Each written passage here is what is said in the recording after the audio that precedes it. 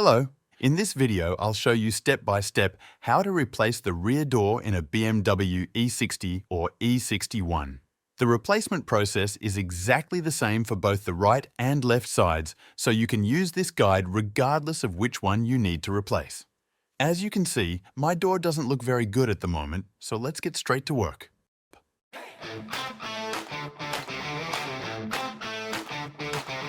I start by slightly opening the door, where at the bottom there's a cover that needs to be removed to access the screw, and another one near the main hinge, which I also remove. Next, I unscrew both screws that hold the trim, keeping them aside and noting which was on top and which on the bottom.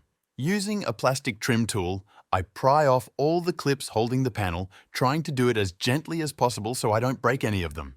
And for the same reason, I don't use any metal tools. Later, with as much care as possible, I remove the panel, making sure not to break anything or detach the power cable from the electric window. By tilting the panel, we'll have enough room to put a hand in and unplug it from the socket without force. Additionally, we need to disconnect the cable that opens the lock. Just pull it in this direction and it will easily slide out of its socket. I have marked both elements in the picture. I set the whole panel aside and from the inside, I unscrew the two main hinge bolts, which are located exactly here. Don't worry, after removing them, the door will still be held safely. If you enjoyed this video, please leave a like and a comment. It helps me create more content about repairing and servicing your BMW. It only takes you 3 seconds, but it's a huge motivation for me and I truly appreciate it. Next, I address the door stop that limits opening. Warning! After loosening it, be careful not to pinch your fingers because these doors are really heavy. Finally, there is one bolt left to unscrew that secures the door's electrical connector, shown in the picture, and a small tip. To disconnect this plug later, you'll need to lift it slightly upwards so the lower part comes out of its slot, which makes pulling it out easier. After freeing all the components, I grab the entire door and with a firm motion, pull it off the hinges, setting it aside. Be careful. They're really heavy, much heavier than they look. Then, I mount the new door in the same way, remembering that the whole structure isn't yet stabilized and the door could fall off at any moment.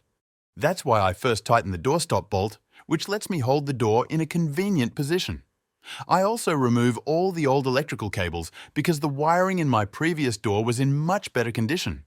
I transfer it over. It's just 5 extra minutes of work, but it can help avoid issues with window operation in the future. After transferring all the wires, I position the rubber seal leading into the door and make sure it's properly aligned, ensuring that the rubber sits evenly all the way around. Then I plug the connector into the socket in the frame and secure it with the screw we removed earlier. I install the sound insulation, which I also took from the old door since it's still in excellent condition with no damage, and I reconnect the central lock power connector. Now comes the step that might surprise some of you. Why am I attaching the insulation with tape? Most people usually use special silicone. Why didn't I do that? Because within the next 3 months, I'll be removing this panel again, and I don't want to bond it permanently to the door. The tape is a very good temporary solution that fully does its job. I hook the handle cable to the door latch. The end with the stopper just needs to be slid into its designated place.